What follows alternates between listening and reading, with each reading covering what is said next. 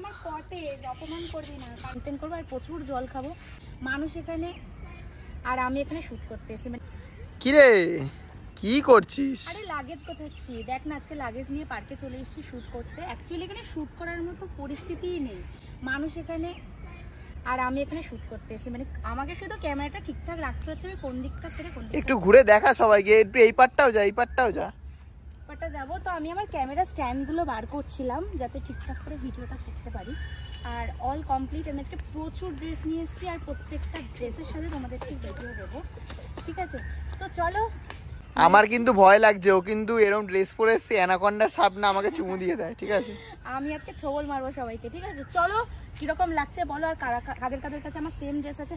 আচ্ছা আমি বুঝতে পারছি না, এই বোতলটা দিয়ে জল পড়ছে না ঠান্ডা বলে? ঠান্ডা জল বলে ওটা সোফ হয়ে পড়ছে। আচ্ছা আচ্ছা, তাহলে চল যাওয়া যাক। আমি আজকে পুরো বাড়ির পোটলা পাটলি তুলে নিয়ে চলে এসেছি। চল আজকে আমি আর কোনো কাজ করব না, আজকে তোকেই কাজ করাতে হবে।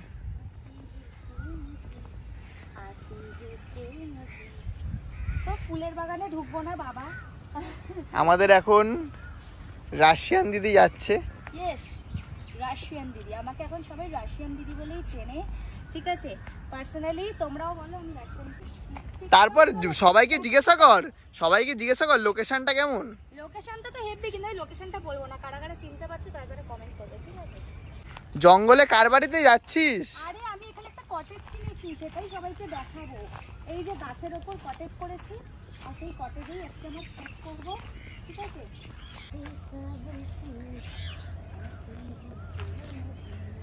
আমাকে ছেড়ে এখন জেলখানায় ঢুকে যাচ্ছে। জেলখানায় না, এটা আমার কটেজ। অপমান করবি না, কারণ এই জায়গাটা সবাই বানাতে পারবে না। কিরকম লাগছে সবাই বলো।